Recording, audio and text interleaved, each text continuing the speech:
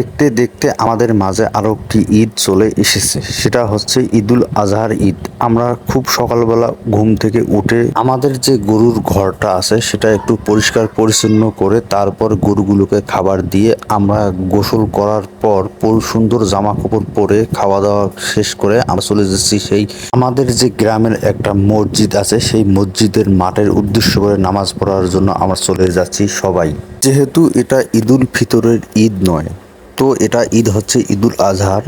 যেহেতু কোরবানি আছে তাই সকাল সকাল আমরা ঈদের জামাত আদায় করার জন্য সকাল 7টা 30 মিনিটে আমরা টাইম সঠিক নির্ধারণ করেছি। তো আমার দাদু যেহেতু এখনো বেঁচে আছে, তার বয়স প্রায় 100-র কাছাকাছি হবে। তিনি এখন আমাদের গ্রামের একজন প্রবীণ এবং বৃদ্ধ বয়স্ক মানুষ। তিনি সকাল সকাল উঠে ঈদুল আজহার নামাজ পড়ার উদ্দেশ্য করে আমাদের সেই মসজিদের মাঠে গিয়েছিল।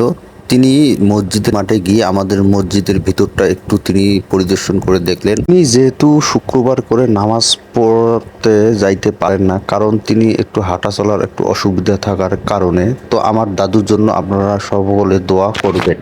মাঠে সবাই উপস্থিত হওয়ার পর হুজুর আমাদেরকে বিভিন্ন ধরনের বয়ান দিচ্ছে, কিভাবে কোরবানি করা লাগবে, কোথায় যাওয়া লাগবে এবং কিভাবে আমাদের নামাজ পড়তে হবে তার একটু বয়ান দিচ্ছে এবং হাদিস মোতাবেক কিছু কথাবার্তা হুজুর বলতেছে সবার উদ্দেশ্য করে। সত্যি অসাধারণ একটা বিষয়, আমাদের মাঝে এতগুলো লোক একত্রিত হয়ে যে ঈদুল ফিতরের বা ঈদুল আজহার নামাজ আদায় করতে পারতেছি বছরে 2বার, সেটা অসাধারণ একটা বিষয়, খুব ভালো লাগার একটা মুহূর্ত।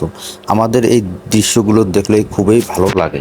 নামাজ পড়ার পরে হুজুর খুতবা পাঠ করতেছে এবং বিভিন্ন হাদিস মোতাবেক কথাবার্তা আমাদের বলতেছে। আমরা যারা প্রবাসী থাকি এবং যারা কাজকর্ম করে থাকি, আল্লাহ তাআলা আমাদেরকে যেন নেক আমল এবং নেক হায়াত দারাজ করেন এবং প্রবাসী ভাইদের রেমিটেন্সে আমাদের দেশ অনেক এগিয়ে যাবে, এটাই প্রত্যাশা করতেছি ইনশাআল্লাহ।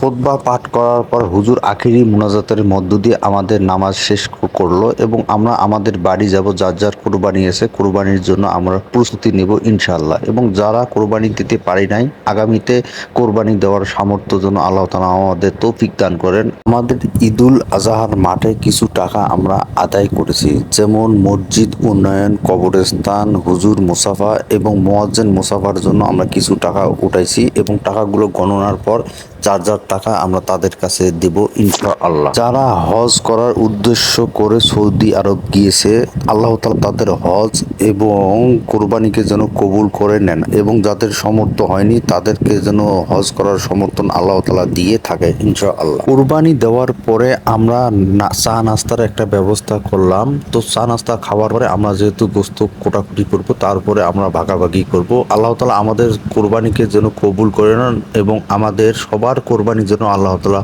কবুল করে নেন। সবাই ভালো থাকবেন, সুস্থ থাকবেন, আমাদের জন্য দোয়া করবেন, আমরা আপনাদের জন্য দোয়া করি।